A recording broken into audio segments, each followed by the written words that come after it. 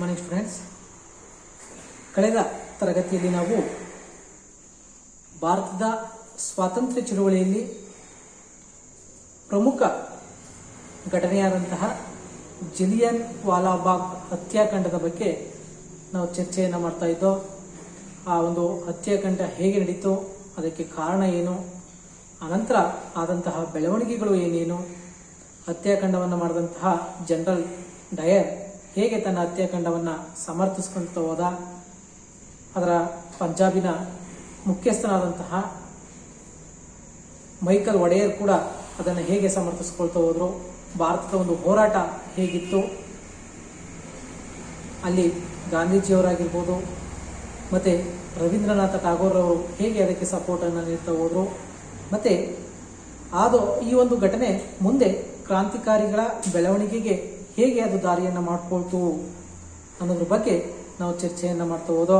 ಕೊನೆಗೆ ಆ ಒಂದು ಕ್ರಾಂತಿಕಾರಿಯಾದಂತಹ ಉಧಮ್ ಸಿಂಗ್ ಇಂಗ್ಲೆಂಡ್ಗೆ ಹೋಗಿ ಆ ಒಂದು ಮೈಕಲ್ ಒಡೆಯರ್ನನ್ನು ಗುಂಡಿಟ್ಟು ಕೊಲ್ಲೋದನ್ನ ನಾವು ನೋಡ್ತಾ ಹೋಗ್ಬೋದು.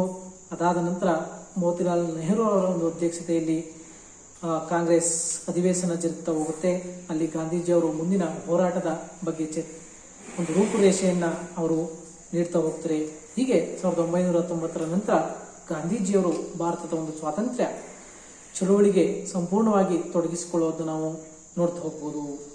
ಇಲ್ಲಿ ಗಮನಿಸಬೇಕಾದಂತಹ ವಿಚಾರ ಏನಪ್ಪ ಅಂದರೆ ವಿದ್ಯಾರ್ಥಿಗಳೇ, ಯಾವಾಗ 1990ರಲ್ಲಿ ಜಲಿಯನ್ ವಾಲಾಬಾಗ್ ಹತ್ಯಾಕಾಂಡ ಸಂದರ್ಭ ಅಥವಾ ಆ ಒಂದು ಹತ್ಯಾಕಾಂಡ ಭಾರತದಲ್ಲಿ ನಡೀತಾ ಹೋಯಿತು, ಆವಾಗ ಏನಾಗುತ್ತೆ, ಭಾರತದಲ್ಲಿ ವಿಶೇಷವಾದಂತಹ ಹಾಗೆ ರಾಷ್ಟ್ರೀಯ ಚಳುವಳಿ ತನ್ನದೇ ಆದಂತಹ ಉಗ್ರ ಸ್ವರೂಪವನ್ನು ಅಥವಾ ಕ್ರಾಂತಿಕಾರಿ ರೂಪತ್ವವನ್ನು ಅದು ಪಡ್ಕೊಳ್ತಾ ಹೋಗುತ್ತೆ. ಅದರಲ್ಲಿ ಮುಖ್ಯವಾಗಿ ರಾಷ್ಟ್ರೀಯವಾದ ಏನಾಗುತ್ತೆ, ಕ್ರಾಂತಿಕಾರಿ ಸ್ವರೂಪವನ್ನು ಪಡ್ಕೊಳ್ತಾ ಹೋಗುತ್ತೆ.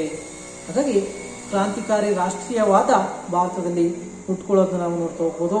ಅದನ್ನು ನಾವು ಕ್ರಾಂತಿಕಾರಿ ಚಳುವಳಿ ಎಂಬುದಾಗಿ ಭಾರತದ ಸ್ವಾತಂತ್ರ್ಯ ಚಳುವಳಿಯ ಒಂದು ಇತಿಹಾಸದಲ್ಲಿ ಅದನ್ನು ಕರಿತಾ ಹೋಗ್ತೀವಿ. ಸಶಸ್ತ್ರ ಬಂಡಾಯದ ಮೂಲಕ ದೇಶಕ್ಕಾಗಿ ಎಲ್ಲವನ್ನ ತ್ಯಾಗವನ್ನ ಮಾಡಲು ಸಿದ್ಧವಾಗಿದ್ದಂತಹ ಒಂದು ಧೀರ ಯುವಕರ ಗುಂಪನ್ನು ನಾವು ಕ್ರಾಂತಿಕಾರಿ ರಾಷ್ಟ್ರೀಯ ಚಳುವಳಿ ಗುಂಪು ಎಂಬುದಾಗಿ ಕೂಡ ಕರೆದಿರೋದನ್ನ ನಾವು ನೋಡ್ತಾ ಹೋಗ್ಬೋದು. ಅಂದರೆ ಶಸ್ತ್ರಾಸ್ತ್ರಗಳನ್ನ ಉತ್ಪಾದನೆಯನ್ನ ಮಾಡಿಕೊಂಡು ಅದರ ಮುಖಾಂತರ ಬ್ರಿಟಿಷರ ವಿರುದ್ಧ ಹೋರಾಟವನ್ನ ಮಾಡುವಂಥದ್ದು, ದಂಗೆಯನ್ನ ಏಳುವಂಥದ್ದು, ದೇಶಕ್ಕೋಸ್ಕರ ಸರ್ವ ತ್ಯಾಗಕ್ಕೂ ಸಿದ್ಧ ಆಗುವಂತಹ ಒಂದು ಯುವಕರ ಗುಂಪು ಅಂದಿನ ಒಂದು ಭಾರತದ ಸಮಾಜದಲ್ಲಿ ಹುಟ್ಕೊಳ್ಳೋದನ್ನ ನಾವು ನೋಡ್ತಾ ಹೋಗ್ಬೋದು. ಹೀಗಾಗಿ ಆ ಒಂದು ಯುವಕರ ಗುಂಪಿನಿಂದ ಏನಾಗುತ್ತೆ, ಭಾರತದಲ್ಲಿ ಕ್ರಾಂತಿಕಾರಿ ರಾಷ್ಟ್ರೀಯವಾದ ಹುಟ್ಕೊಳ್ಳೋದನ್ನ ನಾವು ನೋಡ್ತಾ ಹೋಗ್ಬೋದು. ಎಲ್ಲೆಲ್ಲೂ ಕೂಡ ಕ್ರಾಂತಿಕಾರಿ ಚಳುವಳಿಗಳು ಆರಂಭ ಆಗೋದನ್ನ ನಾವು ನೋಡ್ತಾ ಹೋಗ್ಬೋದು. ಇವರ ಉದ್ದೇಶ ಏನಪ್ಪಾ ಅಂದ್ರೆ, ಇವರು ಸ್ವಾತಂತ್ರ್ಯಕ್ಕೋಸ್ಕರ ಪ್ರತಿಯೊಂದು ಮಾರ್ಗವನ್ನ ಹಿಂಸಾತ್ಮಕ ರೂಪದಲ್ಲಿ ಅವರು ಬದಲಾಯಿಸಿಕೊಳ್ಳೋದನ್ನ ನಾವು ನೋಡ್ತಾ ಹೋಗ್ಬೋದು.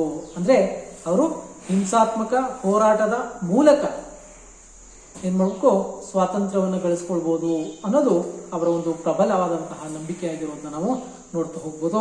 ಹೀಗಾಗಿ ಅವ್ರೇನ್ ಮಾಡ್ತಾರೆ, ಹಿಂಸಾತ್ಮಕ ಮಾರ್ಗದ ಮುಖಾಂತರ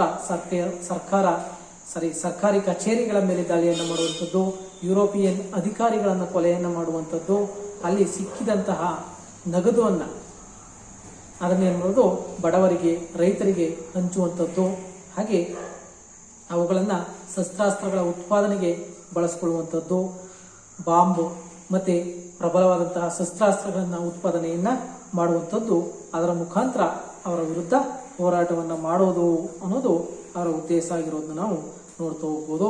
ಒಟ್ಟಾರೆಯಾಗಿ ಅವರ ಒಂದು ಉದ್ದೇಶ ಏನಪ್ಪ ಅಂದರೆ, ಭಾರತವನ್ನು ಪರಕೀಯರಿಂದ ವಿಮೋಚನೆಯನ್ನುಗೊಳಿಸುವಂಥದ್ದು ಅವರ ಪ್ರಮುಖ ಉದ್ದೇಶ ಆಗಿರೋದನ್ನ ನಾವು ನೋಡ್ತಾ ಹೋಗ್ಬೋದು. ಬಾಂಬ್ ಮತ್ತು ಪಿಸ್ತೂಲ್ನಿಂದ, ಅದರ ಒಂದು ಬಲದಿಂದ ಬ್ರಿಟನ್ ಸಾರ್ವಭೌಮ ಅಥವಾ ಸಾಮ್ರಾಜ್ಯಶಾಹಿಯನ್ನ ಮಣಿಸುವುದು ಅವರ ಗುರಿಯಾಗಿರೋದನ್ನ ನಾವು ನೋಡ್ತಾ ಹೋಗ್ಬೋದು.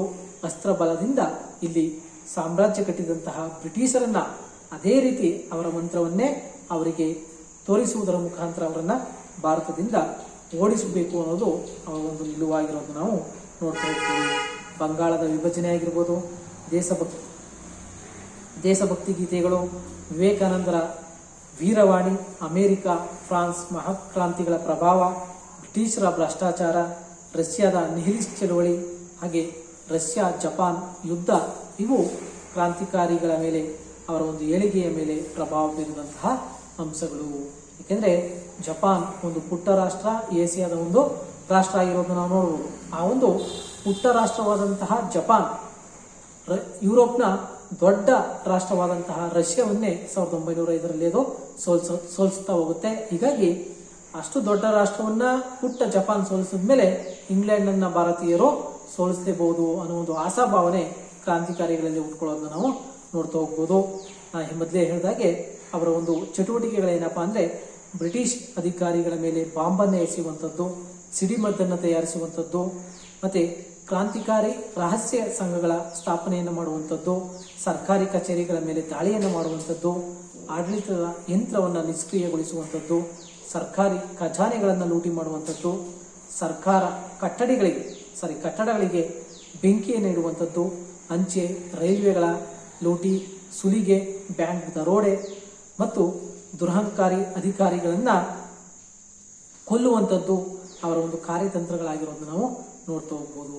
ಅವರ ಒಂದು ಚಟುವಟಿಕೆ ಅಥವಾ ಕಾರ್ಯಗಳು ಹೇಗಿತ್ತು ಅಂತಂದ್ರೆ ಬ್ರಿಟನ್ ಮತ್ತೆ ಐರೋಪ್ಯ ಅಧಿಕಾರಿಗಳನ್ನು ಕೊಲ್ಲುವಂಥದ್ದು, ಬಾಂಬ್ಗಳನ್ನು ಎಸೆಯುವಂಥದ್ದು, ಸಿಡಿಮದ್ದನ್ನು ತಯಾರಿಸಿಕೊಳ್ಳುವಂಥದ್ದು, ಮತ್ತೆ ಕ್ರಾಂತಿಕಾರಿ ರಹಸ್ಯ ಸಂಘಗಳನ್ನು ಸ್ಥಾಪನೆಯನ್ನು ಮಾಡಿ ಆ ಸಂಘಗಳ ಮುಖಾಂತರ ಭಾರತದ ರಾಷ್ಟ್ರೀಯ ಚಳವಳಿಗೆ ಅಥವಾ ಸ್ವಾತಂತ್ರ್ಯ ಚಳವಳಿಯನ್ನ ಹೋರಾಟವನ್ನು ಮಾಡುವಂಥದ್ದು, ಮತ್ತೆ ಸರ್ಕಾರಿ ಕಚೇರಿಗಳ ಮೇಲೆ ದಾಳಿಯನ್ನು ಮಾಡುವಂಥದ್ದು, ಆಡಳಿತದ ಯಂತ್ರವನ್ನ ನಿಷ್ಕ್ರಿಯವನ್ನಗೊಳಿಸುವಂಥದ್ದು, ಹಾಗೆ ಸರ್ಕಾರಿ ಖಜಾನೆಗಳನ್ನು ಲೂಟಿಯನ್ನು ಮಾಡುವಂಥದ್ದು, ಸರ್ಕಾರಿ ಕಟ್ಟಡಗಳಿಗೆ ಬೆಂಕಿಯನ್ನು ಇಡುವಂಥದ್ದು, ಅಂಚೆ ರೈಲ್ವೆಗಳನ್ನು ಲೂಟಿ ಅವುಗಳನ್ನು ಕಟ್ ಮಾಡುವಂಥದ್ದು, ಹಾಗೆ ಸುಲಿಗೆ ಮತ್ತೆ ಬ್ಯಾಂಕ್ ದರೋಡೆ, ಹಾಗೆ ದುರಹಂಕಾರಿ ವ್ಯಕ್ತಿಗಳನ್ನು ಅಥವಾ ಯುರೋಪಿಯರನ್ನ ಕೊಲೆಯನ್ನು ಮಾಡುವಂಥದ್ದು ಇವರ ಒಂದು ಕಾರ್ಯತಂತ್ರಗಳಾಗಿರೋದನ್ನು ನಾವು ನೋಡ್ತಾ ಹೋಗ್ಬೋದು.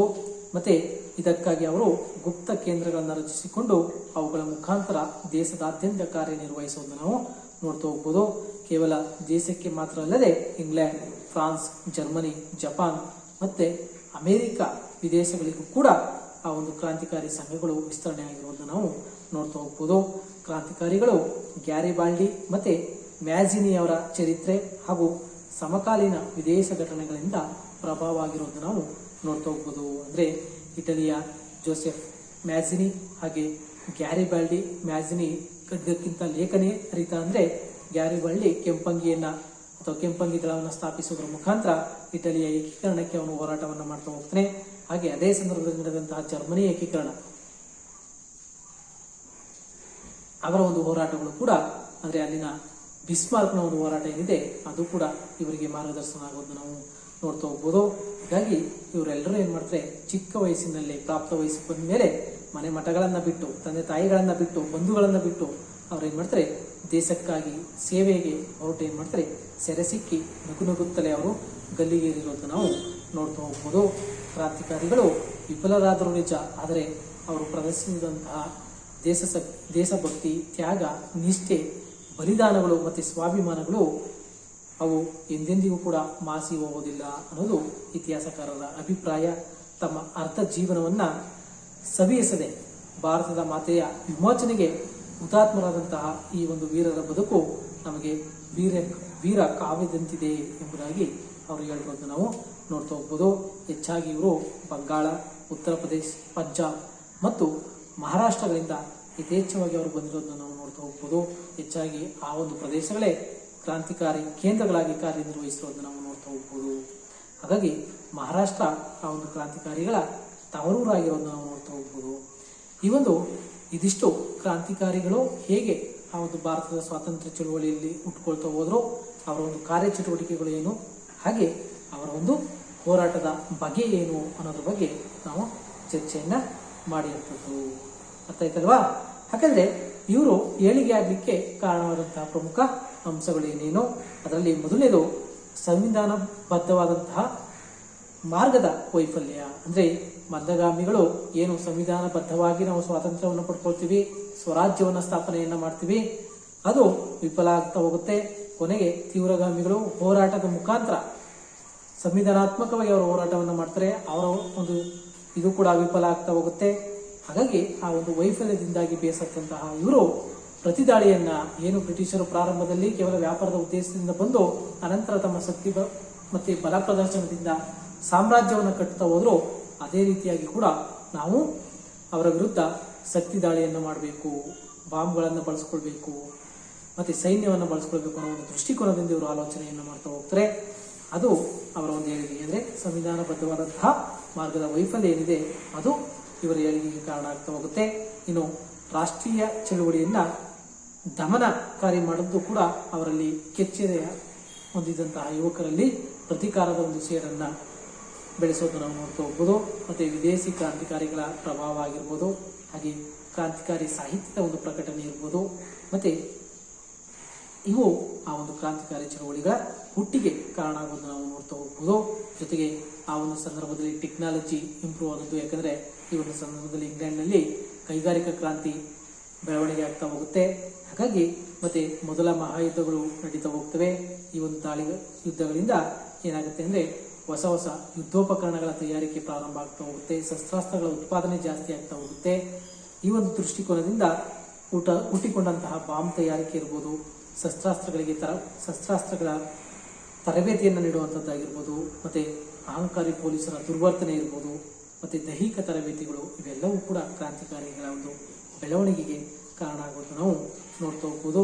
ಒಟ್ಟಾರೆಯಾಗಿ ಕ್ರಾಂತಿಕಾರಿಗಳ ಒಂದು ಅವರ ಒಂದು ಇತಿಹಾಸವನ್ನು ನೋಡಿದಾಗ ಅವರು ಅಪ್ರತಿಮ ದೇಶಭಕ್ತರಾಗಿದ್ದು, ವಸತಿ ಆಹಾರಕ್ಕಾಗಿ ಪರಿತಪಿಸುವಂತಹ ಜನಸೇವೆಯೇ ಅವರ ಒಂದು ನೆಚ್ಚಿನ ಸೇವೆಯಾಗಿರುವುದನ್ನು ನಾವು ನೋಡ್ತಾ ಹೋಗ್ಬೋದು. ಅರ್ಥ ಆಯ್ತಲ್ವಾ?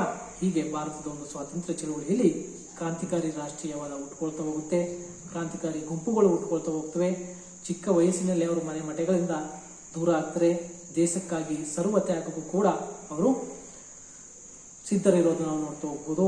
ಅವರ ಕಾರ್ಯಚಟುವಟಿಕೆಯನ್ನು ಗಮನಿಸಿದಾಗ ಅವರ ಕಾರ್ಯಚಟುವಟಿಕೆ ಬಹಳ ಹಿಂಸಾತ್ಮಕವಾಗಿ ಇರೋದನ್ನು ನಾವು ನೋಡ್ತಾ ಹೋಗ್ಬೋದು. ಹಿಂಸೆಯ ಮುಖಾಂತರವೇ ನಾವು ಸ್ವಾತಂತ್ರ್ಯವನ್ನು ಪಡ್ಕೊಳ್ಬೇಕು ಅನ್ನೋದು ಅವರ ಒಂದು ಮಹಾನ್ ಗುರಿಯಾಗಿರೋದನ್ನು ನಾವು ನೋಡ್ತಾ ಹೋಗ್ಬೋದು.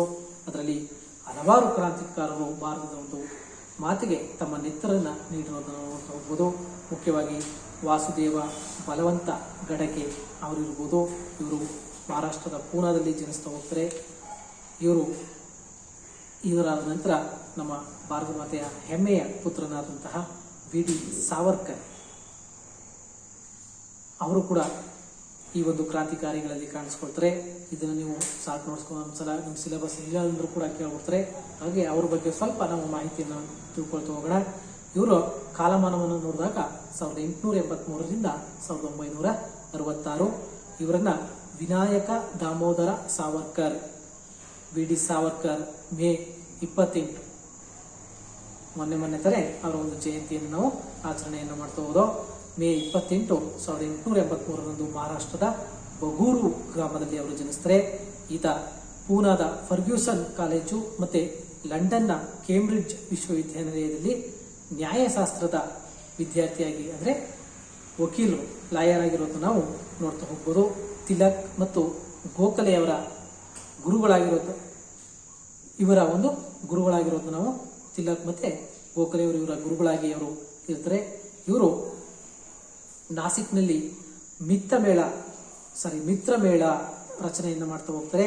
ಸಾವರ್ಕರ್ 1904ರಲ್ಲಿ ಕ್ರಾಂತಿಕಾರಿಗಳ ತಯಾರಿಕೆಗೆ ಲಂಡನ್ನಲ್ಲಿ ಅಭಿನವ ಭಾರತ ಎಂಬ ಒಂದು ಕ್ರಾಂತಿಕಾರಿ ಗುಪ್ತ ಸಂಘವನ್ನು ಅವರು ಸ್ಥಾಪನೆಯನ್ನು ಮಾಡ್ತಾ ಹೋಗ್ತಾರೆ. ಅದು ಬ್ರಿಟಿಷ್ ವಿರೋಧಿ ಪ್ರಚಾರದಲ್ಲಿ ತೊಡಕೊಳ್ತಾ ಹೋಗುತ್ತೆ. ಲಂಡನ್ನಲ್ಲಿ ಬಾಂಬ್ ತಯಾರಿಕೆಯನ್ನು ಕಲ್ತ್ಕೊಂಡಂತಹ ಇವರು ಅದನ್ನ ತನ್ನ ಶಿಷ್ಯರಿಗೂ ಕೂಡ ಹೇಳ್ಕೊಳ್ತಾ ಹೋಗ್ತಾರೆ. ಬಾಂಬೆಯಲ್ಲಿ ಬಾಂಬ್ ತಯಾರಿಕೆ ಕಾರ್ಖಾನೆಯೊಂದನ್ನು ಸ್ಥಾಪಿಸಿದರು. 1902ರಲ್ಲಿ ಮೇನಲ್ಲಿ ಲಂಡನ್ನ ಭಾರತ ಭವನದಲ್ಲಿ 1857ರ ದಂಗೆಯ ಸ್ವರ್ಣ ಮಹೋತ್ಸವವನ್ನು ಆಚರಿಸಿ ಎಲ್ಲರ ಗಮನವನ್ನು ಸೆಳೀತಾ ಹೋಗ್ತಾರೆ. ಇನ್ಕ್ವಿಲಾಬ್ ಎಂಬ ಒಂದು ಪತ್ರಿಕೆಯನ್ನು ಕೂಡ ಹೊರಡಿಸೋದನ್ನು ನಾವು ನೋಡ್ತಾ ಹೋಗ್ಬೋದು. 1857ರ ಭಾರತದ ಪ್ರಪ್ರಥಮ ಸ್ವಾತಂತ್ರ್ಯ ಸಮರ ಹಾಗೆ ಮ್ಯಾಜಿನಿ ಎಂಬ ಪುಸ್ತಕಗಳನ್ನು ಬರೆದು ಕ್ರಾಂತಿಕಾರಿ ಸಾಹಿತ್ಯವನ್ನು ಅವರು ಹಂಚಿಕೆಯನ್ನ ಮಾಡ್ತಾ ಹೋಗ್ತದೆ. ಅರ್ಥಾಯ್ತಲ್ಲ? ಅವರ ಬಾಲ್ಯವನ್ನು ನೋಡಿದಾಗ ಇವರು ಮೇ 28, 1883ರಂದು ಮಹಾರಾಷ್ಟ್ರದ ಬಗೂರು ಗ್ರಾಮದಲ್ಲಿ ಜನಿಸ್ತಾ ಹೋಗ್ತಾರೆ. ಮತ್ತೆ ಪೂನಾದ ಫರ್ಗ್ಯೂಸನ್ ಕಾಲೇಜು ಹಾಗೆ ಲಂಡನ್ನ ಕೇಂಬ್ರಿಡ್ಜ್ ವಿಶ್ವವಿದ್ಯಾನಿಲಯದಲ್ಲಿ ನ್ಯಾಯಶಾಸ್ತ್ರದ ವಿದ್ಯಾರ್ಥಿಯಾಗಿರೋದು ನಾವು ನೋಡ್ತಾ ಹೋಗ್ಬೋದು. ತಿಲಕ್ ಗೋಖಲೆ ಅವರ ಗುರುಗಳಾಗಿರ್ತಾರೆ. ಅವರು ನಾಸಿಕ್ನಲ್ಲಿ ಮಿತ್ರಮೇಳ ಅನ್ನೋ ರಚನೆಯನ್ನು ಮಾಡ್ತಾ ಹೋಗ್ತಾರೆ. 1904ರಲ್ಲಿ ಅವರು ಕ್ರಾಂತಿಕಾರಿಗಳ ತಯಾರಿಕೆಗೆ ಲಂಡನ್ನಲ್ಲಿ ಏನ್ ಮಾಡ್ತಾರೆ, ಅಭಿನವ ಭಾರತ ಅನ್ನೋ ಒಂದು ಕ್ರಾಂತಿಕಾರಿ ಗುಪ್ತ ಸಂಘವನ್ನು ಸ್ಥಾಪನೆಯನ್ನು ಮಾಡ್ತಾರೆ. ಅದು ಬ್ರಿಟಿಷ್ ಪ್ರಭುತ್ವದ ವಿರುದ್ಧ ಪ್ರಚಾರವನ್ನು ಮಾಡ್ತಾ ಹೋಗುತ್ತೆ. ಅಲ್ಲಿ ಬಾಂಬ್ ತಯಾರಿಕೆಯನ್ನು ಕಲಿತು ಭಾರತದಲ್ಲೂ ಕೂಡ ತನ್ನ ಶಿಷ್ಯರಿಗೆ ಅವರು ಹೇಳ್ಕೊಡ್ತಾ ಹೋಗ್ತಾರೆ. ಬಾಂಬೆಯಲ್ಲಿ ಬಾಂಬ್ ತಯಾರಿಕಾ ಕಾರ್ಖಾನೆಯನ್ನು ಸ್ಥಾಪನೆಯನ್ನು ಮಾಡಿ 1902ರ ಮೇನಲ್ಲಿ ಲಂಡನ್ನಲ್ಲಿರ್ಬೇಕಾದ್ರೆ ಅವರು ಪ್ರಥಮ ಸ್ವಾತಂತ್ರ್ಯ ಸಂಗ್ರಾಮದ ಮಹೋತ್ಸವವನ್ನು ಅವರು ಆಚರಣೆಯನ್ನು ಮಾಡ್ತಾ ಹೋಗ್ತಾರೆ. ಮತ್ತೆ ಇನ್ಕ್ವಿಲಾಬ್ ಎಂಬ ಒಂದು ಪತ್ರಿಕೆಯನ್ನು ಹೊರಡಿಸ್ತಾ ಹೋಗ್ತಾರೆ. ಹಾಗೆ 1857ರ ಭಾರತದ ಪ್ರಥಮ ಸ್ವಾತಂತ್ರ್ಯ ಸಂಗ್ರಾಮ ಸಮರ ಹಾಗೆ ಮ್ಯಾಜಿನಿ ಅವರ ಒಂದು ಪುಸ್ತಕಗಳನ್ನು ಬರೆದು ಕ್ರಾಂತಿಕಾರಿ ಸಾಹಿತ್ಯವನ್ನ ಅವರು ಹಂಚಿಕೆಯನ್ನ ಮಾಡೋದನ್ನು ನಾವು ನೋಡ್ತಾ ಹೋಗ್ಬೋದು. ಸ್ವತಂತ್ರ ಭಾರತ ಸಂಘವನ್ನ ಮತ್ತೆ ಭಾರತ ಭವನವನ್ನ ಸ್ಥಾಪನೆಯನ್ನ ಮಾಡ್ತಾ ಹೋಗ್ತಾರೆ. ಪ್ರತಿ ಭಾನುವಾರ ಇಲ್ಲಿ ಭಾರತೀಯರ ಸಮಸ್ಯೆಗಳನ್ನ ಚರ್ಚಿಸಲಾಗ್ತಾ ಹೋಗುತ್ತೆ. ಅನೇಕ ಲೇಖನಗಳನ್ನು ಬರೆದು ಭಾರತದಲ್ಲಿ ಬ್ರಿಟಿಷರು ಮಾಡುತ್ತಿದ್ದಂತಹ ಅನ್ಯಾಯಗಳನ್ನ ಐರೋಪ್ಯರಿಗೆ ತಿಳಿಯಪಡಿಸ್ತಾ ಹೋಗ್ತಾರೆ. ಭಾರತದ ಸ್ವತಂತ್ರ ಧ್ವಜವನ್ನು ಸಿದ್ಧಪಡಿಸಿ ತನ್ನ ಅನುಯಾಯಿಗಳಿಗೆ ಹಂಚಿ ಅದನ್ನ ಪ್ರಚಾರಗೊಳಿಸ್ತಾ ಹೋಗ್ತಾರೆ. ಹಾಗೆ ಮಹಾರಾಷ್ಟ್ರದ ಕ್ರಾಂತಿಕಾರರಿಗೆ ರಹಸ್ಯವಾಗಿ ಶಸ್ತ್ರಾಸ್ತ್ರಗಳನ್ನು ಕಳಿಸಿಕೊಡ್ತಾ ಹೋಗ್ತಾರೆ. ಈ ಎಲ್ಲ ಕಾರಣಗಳಿಂದ 1910ರಲ್ಲಿ ಸಾವರ್ಕರ್ ಅವರನ್ನು ಬಂಧಿಸಿ ಕರಿನೀರಿನ ಶಿಕ್ಷೆ ಅಂದ್ರೆ ಅಂಡಮಾನ್ ನಲ್ಲಿ ಅವರನ್ನ ಜೈಲು ವಿಧಿಸಲಾಗ್ತಾ ಹೋಗುತ್ತೆ. ಅಲ್ಲಿ ಬಂಧಿಸಿದಂತಹ ಕೈ ಬೇಡಿಗಳಿಂದಲೇ ಕಲ್ಲಿನ ಮೇಲೆ ದೇಶಭಕ್ತಿ ಗೀತೆಯನ್ನು ಅವರು ರಚನೆಯನ್ನು ಮಾಡ್ತಾ ಹೋಗ್ತಾರೆ. ಕ್ರಾಂತಿಕಾರಿಗಳಲ್ಲಿ ದೀರ್ಘಕಾಲ ಜೈಲು ಶಿಕ್ಷೆಯನ್ನು ಅನುಭವಿಸಿದಂತಹ ಅವರಲ್ಲಿ ಇವರೇ ಮೊದಲಿಗರಾಗುವಂತ ನಾವು ನೋಡ್ತಾ ಹೋಗ್ಬೋದು. 1966ರ ಫೆಬ್ರವರಿ 26ರಂದು ಇವರು ನಿಧನರಾಗ್ತಾರೆ. ಇವರ ಅಣ್ಣ ಗಣೇಶ್ ದಾಮೋದರ್ ಸಾವರ್ಕರ್ ಸಹ ಕ್ರಾಂತಿಕಾರಿಯಾಗಿರೋದನ್ನು ನಾವು ನೋಡ್ತಾ ಹೋಗ್ಬೋದು. ಇದಿಷ್ಟು ಅವರ ಬಗ್ಗೆ ಇರುವಂತಹ ಒಂದು ಇತಿಹಾಸ. ಅರ್ಥ ಆಯ್ತಲ್ವಾ? ವಿ ಡಿ ಸಾವರ್ಕರ್ ಅವ್ರ ಬಗ್ಗೆ ಇರುವಂಥದ್ದು. ಇವರ ಬಗ್ಗೆ ಹೆಚ್ಚು ಹೆಚ್ಚು ಬುಕ್ಸ್ಗಳು ಮತ್ತು ಮಾಹಿತಿ ಕೂಡ ಸಿಗ್ತಾ ಹೋಗುತ್ತೆ. ಇದು ನಿಮ್ಮ ಸಿಲೆಬಸ್ ಇಲ್ಲ ಅಂದ್ರೂ ಕೂಡ, ಯಾಕಂದ್ರೆ ಕ್ರಾಂತಿಕಾರಿ ಅಂತ ಬಂದಾಗ ನಮಗೆ ಬರುವಂಥದ್ದೇ ವಿ ಡಿ ಸಾವರ್ಕರ್, ಆಜಾದ್ ಅವರ ಒಂದು ಹೆಸರುಗಳು ನಮಗೆ ಬರುವಂಥದ್ದು. ಹಾಗಾಗಿ ಇವರ ಬಗ್ಗೆ ತಿಳ್ಕೊಳ್ಳೋಣ. ನಾವು ಇರುವಂತಹ ಒಂದು ಮಾಹಿತಿಯನ್ನು ನಿಮಗೆ ತಿಳಿಸ್ತೀನಿ. ಈ ಒಂದು ಇದಿಷ್ಟರಲ್ಲಿ ಏನಾದ್ರು ಡೌಟ್ಸ್ ಇದ್ರೆ ನೀವು ಕೇಳಿ. ಇದು ಸಿಲೆಬಸ್ ಅಲ್ಲಿ ಇಲ್ಲ, ಯಾವುದು ವಿ ಡಿ ಸಾವರ್ಕರ್ ಅವರು, ಆದರೂ ಕೂಡ ಅವರ ಬಗ್ಗೆ ಕೇಳಬಹುದು. ಶಾರ್ಟ್ ನೋಟ್ಸ್ಗೆ ನಿಮ್ಮ ಗಮನದಲ್ಲಿ ಇರಲಿ. ಇದಿಷ್ಟರಲ್ಲಿ ಏನಾದ್ರು ಡೌಟ್ಸ್ ಇದ್ರೆ ಕೇಳಿ. ಮುಂದಿನ ಒಂದು ತರಗತಿಯಲ್ಲಿ ನಾವೇನು ಮಾಡೋಣ, ಭಗತ್ ಸಿಂಗ್ನ ಬಗ್ಗೆ ಅಧ್ಯಯನವನ್ನ ಮಾಡ್ತಾ ಹೋಗೋಣ. Thank you.